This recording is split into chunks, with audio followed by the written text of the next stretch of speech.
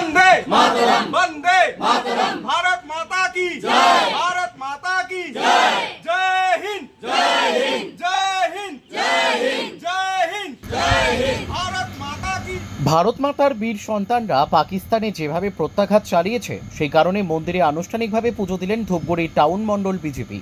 এদিন দুপুরে ধূপগুড়ি ডাকবাংলো চত্বরে সেগুনতলা শিব মন্দিরের রীতিমতো পুজো এবং অঞ্জলি দিয়ে ভারতীয় বীর সন্তান সেনাবাহিনীর অক্ষয়তার জন্য পুজো দিলেন বিজেপি নেতাকর্মীরা।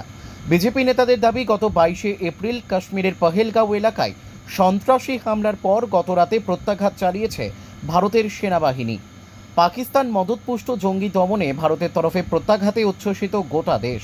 সেই কারণে ধূপগুড়ি বিজেপির পক্ষ থেকে পুজো দেওয়ার পাশাপাশি সেনা জওয়ানরা যাতে সুস্থ স্বাভাবিকভাবে তাদের বাড়িতে ফিরতে পারে সেই মঙ্গল কামনায় পুজো দেওয়া হয় বলে জানান বিজেপি টাউন মণ্ডল সভাপতি পাপাই বসাক।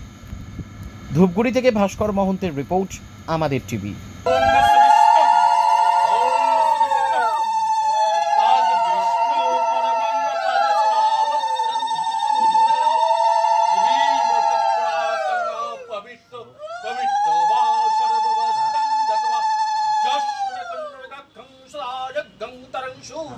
ओम नमो नारायण नमो नमः।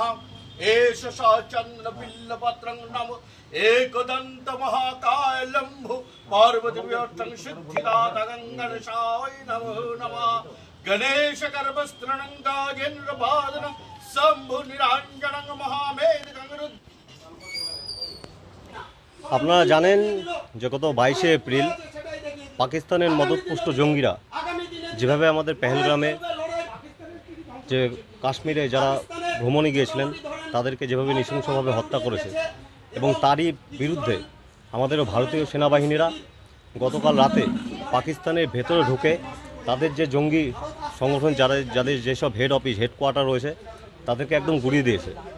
সেই উপলক্ষে এবং ভারতীয় সেনাদের সাফল্য এবং তাদের নিরাপত্তা এবং তারা যাতে সঠিক শরীরে সুস্থভাবে নিজেদের পরিবারের কাছে ফিরে আসতে পারে তাদের সেই কামনায় আমরা আজকে এই সেগুনতলা শিব মন্দিরে পূজা অর্চনা করলাম এবং আমরা মহাদেবের কাছে মায়ের কাছে আমরা কামনা করি আমাদের ভারতীয় সেনারা যাতে সুস্থ শরীরে নিজের পরিবারের কাছে ফিরে আসতে পারে।